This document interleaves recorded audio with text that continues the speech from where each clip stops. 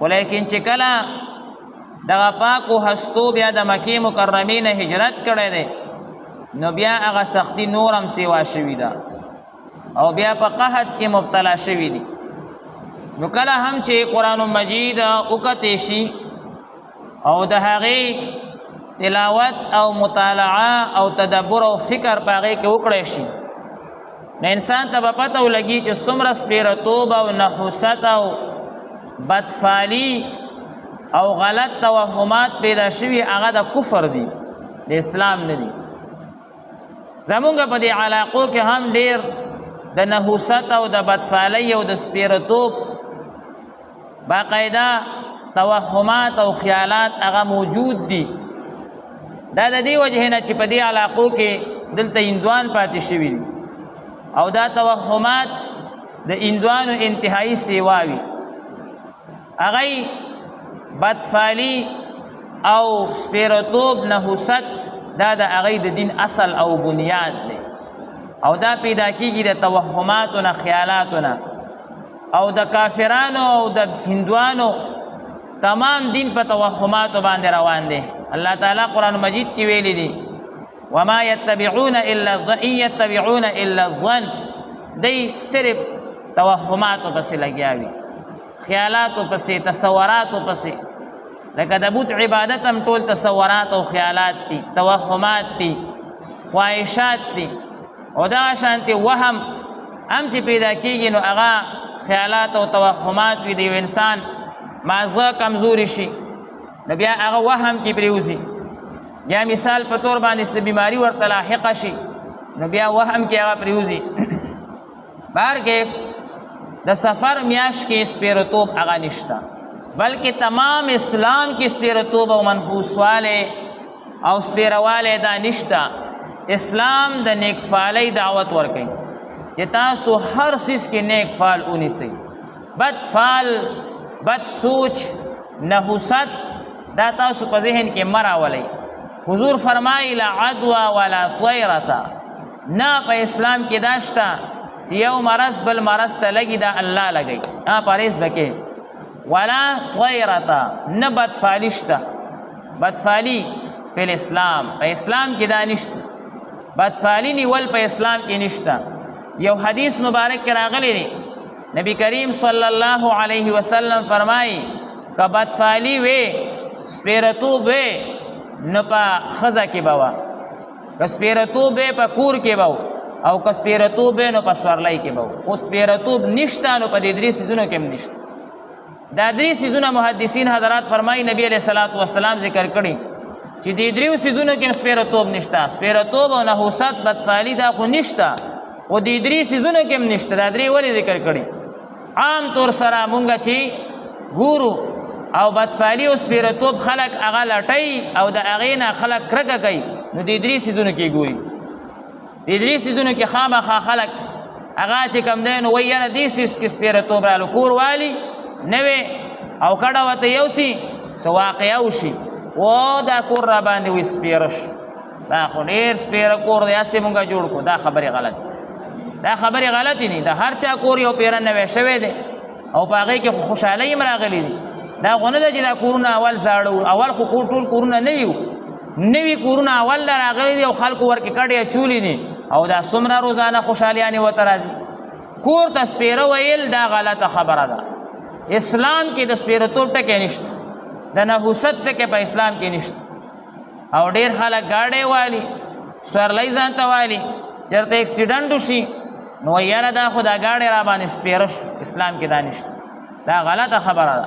دا خبره په خوله راوستل دا د شرک او د بت پرستۍ او د هندوانو د رواج خبرې دي. دغه شانتې ډېر خلک واده وکړي او هغه کور کې خو خامخا د واده نه پس مسایل پیدا کېږي. څه د معیشت مسایل شي او څه د کور مسایل شي. قسمه قسم مسایل خامخا انسان باندې الله تعالی کال دو راولي. دی وایي دا را باندې دا ښځه سپیره شو. هغه ښځې غریبې ته بیا ټول سپک ګوري. دا بالکل غلطه عقیده ده. دا د شرک عقیده ده. یو حدیث مبارک کې صفا راغلی دی الطیرة شراک بدفالي دا د شرک برابر ده. بلکې بدفالۍ دا مطلب چې دا کار دې څیز وکړو نه دا کار خو الله کوي. د بدفالۍ رجع او اصل او بنیاد هغه دې سیستره دي چې دا کار خراب شو دا دې ښځې خراب کو، دا کار خراب شو دا دې کور خراب کو، دا کار خراب شو دا دې ګاډي خراب کو. نه دا خو الله خراب کړي، دا خو الله خراب کړي. نبی کریم صلی الله علیه وسلم فرمایي کله چې تاسو یو مکروه کار ووینئ، یعنی تاسو د طبع خلاف وي، تاسو په خفګان ته رسئ، تاسو معیشت خراب شي، بیماری، تاسو خپلو اعمالو ته متوجه شئ، خپلو اعمالو ته متوجه شئ. ستاسو د اعمالو د وجه نه دا سپیرتوب راغلی، دا نه ګاډي راوستی، نه ښځې راوستی، نه کور راوستی دی، نه میاشت کې راغلی. په میاشت کې سپیرتوب نشته. اسلامی میاشتو کې نه بلکې په شریعت مطهره کې په اسلام غونتی سعادت والا دین کې په دې کې سپیرتوب نشته. دا عقیده ختمول پکار، دا سوچ او تصور لري کول پکار دی چې خلک وایي یاره دا سپیرتوب ری، دا سپیره دی، دا منحوس دی. منحوس دا ټکې دا د هندوانو لفظ دی، دا د مشرکانو لفظ دی.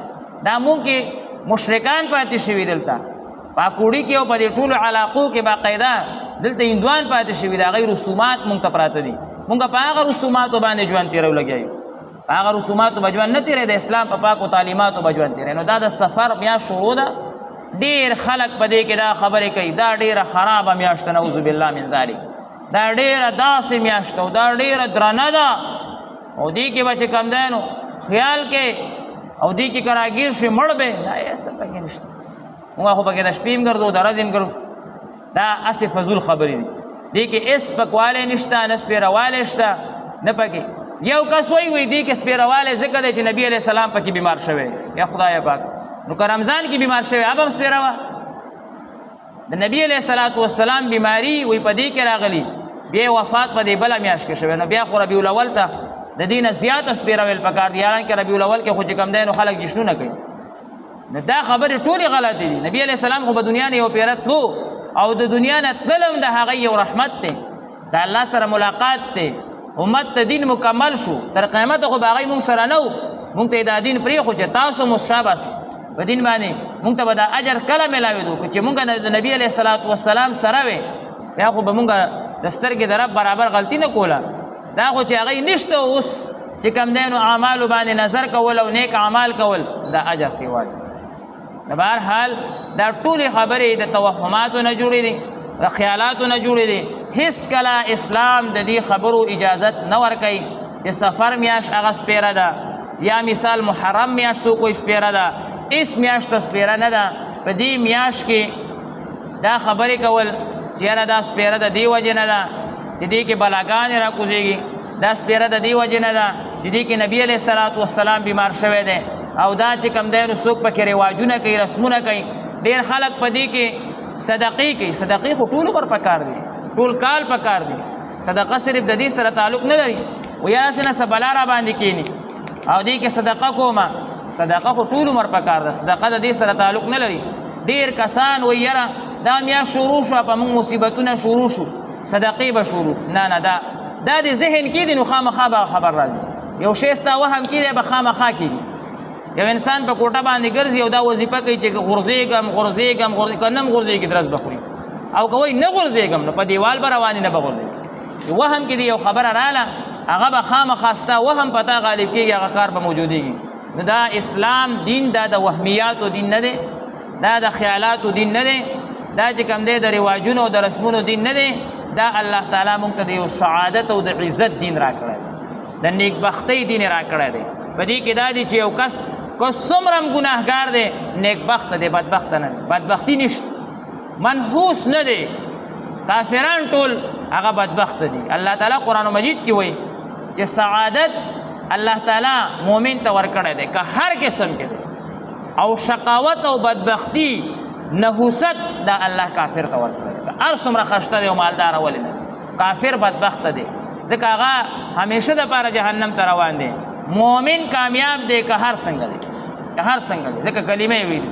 دا وهم لري کول پکار دی، د زنانو هم د ذهن نه دا خبره ایستل پکار دی، د سړو او د مشرانو کشرانو ټولو، بلکې دا لفظ په خوله راوستل هم نه دی پکار چې دا منحوس سپیره بدبخته دا نشته. اسلام کې دا هغه نشته. اسلام د دې سيزونو منع کړي. حضور صفا فرمایلی دي لا عدوى ولا طيرة في الاسلام. اسلام کې دا نشته، بلکې کچا دا خبرو کا ویلی چې دا شرک کوي لګیا دی. الله هر څه کوي او د بل سیسته نسبت کی، کله میاشت او کله بل سیسته او کله بل سیسته. بهرحال پاکه میاشت ډېر خلک پکې نکاح نه کوي، نکاحونه پکې کېږي دې میاشت کې. ویاره دې کې نکاح مه کوئ، دا سپېره ده، نعوذ بالله من ذلک. نه، نکاحونه پکې کېږي، ودونه هم پکې کېږي، ختمونه هم پکې کېږي. هر سیس په دې کې هغه باقاعده د عامو میاشتو غوندې جائز او روا دی.